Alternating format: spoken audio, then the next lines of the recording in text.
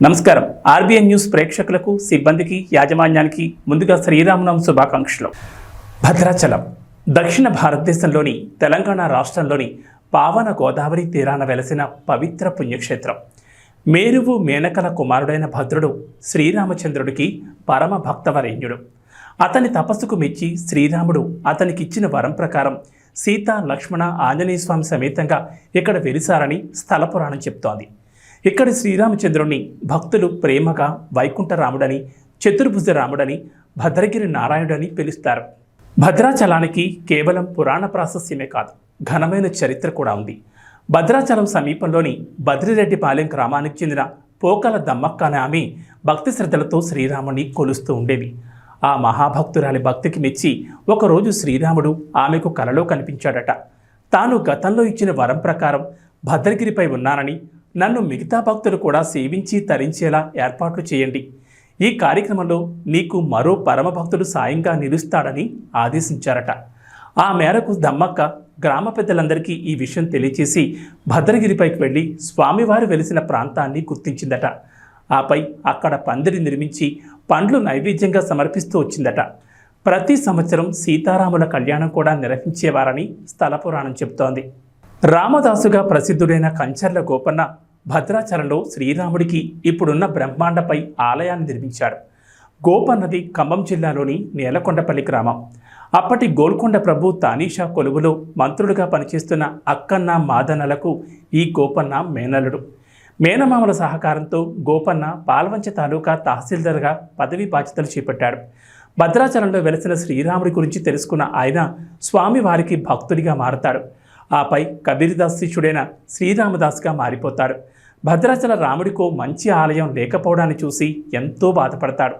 తాను ప్రజల నుంచి పన్నుగా వసూలు చేసిన సర్కార్ డబ్బు 6 లక్షల మోహారలితో తన దైవం భద్రాచలం శ్రీరామచంద్రుడికి ఇప్పుడున్న ఆలయాన్ని కట్టించాడు. ఈ విషయం నవాబ్ తానీషాకి ఆగ్రహం కలిగించింది. వెంటనే ప్రభుత్వానికి చెల్లించాల్సిన సొమ్ము జమ చేయాలని ఉత్తర్వులిస్తాడు. సొమ్మంతా భద్రాచలం ఆలయ నిర్మాణానికి వినియోగించా, ఇక నా దగ్గర ఏమీ మిగల్లేదు ప్రభు అని విన్నవిస్తాడు రామదాసు.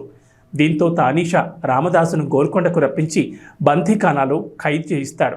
12 ఏళ్ల పాటు రామదాసు ఆ బందీఖానాలో నానా కష్టాలు అనుభవిస్తాడు. ఆయా సందర్భాల్లో అతను భద్రాచల శ్రీరాముడికి తన దుస్థితిని మొరపెట్టుకుంటూ ఆర్తితో ఆలపించిన వందలాది కీర్తనలు ఆ తర్వాత ప్రపంచ విఖ్యాతమయ్యాయి.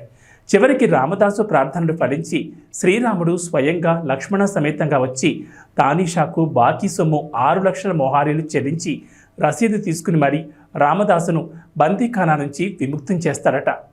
ఇప్పటికీ అప్పట్లో శ్రీరామదాసు తన ఆరాధ్య దైవమైన శ్రీరాముడితో పాటు సీత, లక్ష్మణ స్వాములకు చేయించిన పలు ఆభరణాలు, తానీషాకు శ్రీరాముడు స్వయంగా చెల్లించిన బంగారు మొహారీలు, ఉత్సవ సామగ్రి, అప్పటి శాసనాలు, పరికరాలు ఆలయంలో చూడొచ్చు. సుమారు 35 కిలోమీటర్ల దూరంలో ఉండే పర్ణశాలలు, రామాయణ కాలంలో శ్రీరాముడు, సీత, లక్ష్మణుడు ఉన్న పర్ణశాల రామాయణ గాథకు సంబంధించిన కొన్ని ఘట్టాలుగా ఇక్కడ జరిగాయంటూ పురాణ జనశ్రుతి నిదర్శనాలుగా చెప్పుకునే ఆధారాలు చూడొచ్చు. ఈ సందర్భంగా తెలంగాణలో భద్రాచలం రాములవారి ఆలయంలో సీతారామ కళ్యాణాన్ని అంగరంగ వైభవంగా నిర్వహించడం అనాదిగా వస్తున్న ఆచారం. అక్కడికి దేశ విదేశాల నుంచి భక్తజనం భారీగా తరలివచ్చి సీతారాములకు ప్రత్యేక పూజలు నిర్వహిస్తారు. సుదూర ప్రాంతాల నుంచి భద్రాచలం రావడానికి కారణం అక్కడి స్థల పురాణ మహిమని చెప్పొచ్చు. వాల్మీకి రామాయణంలో బీజప్రాయంగా భద్రాచల స్థల పురాణాన్ని వేదవ్యాస మహర్షి బ్రహ్మపురాణంలో వివరించారు. ఆ స్థల పురాణ కథను అర్చకులు క్లుప్తంగా తెలిపారు. వనవాసానికి వచ్చిన సీతారాములకు లక్ష్మణుడు అటవీ ప్రాంతంలో దొరికిన వెదురు కర్రలతో అందమైన కుటీరాన్ని నిర్మించాడు. ఆ కుటీరమై పర్ణశాలగా ప్రాచుర్యం పొందింది. కొద్ది రోజుల పాటు ఆ పర్ణశాలలో సీతారాములు సంతోషంగా నివసించారు. ఈ నెల 17, 18 తేదీల్లో భద్రాచలంలో జరిగే శ్రీ సీతారామచంద్ర స్వామి వారి కళ్యాణ మహోత్సవం, పట్టాభిషేకం వేడుకలు తిలకించడానికి వివిధ రాష్ట్రాల నుంచే కాకుండా సుదూర ప్రాంతాల నుంచి భక్తులు అధిక సంఖ్యలో వచ్చే అవకాశం ఉన్నందున అధికారులు అన్ని ఏర్పాట్లు చేశారు. భక్తుల కోసం చలువ పందిళ్లు, త్రాగునీరు, ప్రత్యేక వసతితో పాటు కళ్యాణ మండపం వద్ద సెక్టార్ల ఏర్పాట్లు సోమవారం సాయంత్రం వరకు పూర్తి కావాలని విధులకు కేటాయించిన సిబ్బంది 16వ తేదీ ఉదయం 8 గంటల వరకు వారి వారి ప్రదేశాల్లో సిద్ధంగా ఉండాలని భద్రాద్రి కొత్తగూడెం జిల్లా కలెక్టర్ డాక్టర్ ప్రియాంక అలా సంబంధిత అధికారులకు ఆదేశించారు. శనివారం భద్రాచలంలోని శ్రీ సీతారాముల కళ్యాణ మహోత్సవానికి సంబంధించి ఆలయం వద్ద జరుగుతున్న ఏర్పాట్లను జిల్లా అధికారులతో కలిసి ఆమె పర్యవేక్షించారు. ఇది ఇవాల్టి శ్రీరామనవమి స్పెషల్ స్టోరీ. మరో అంశంతో మళ్ళీ కలుద్దాం. నమస్తే.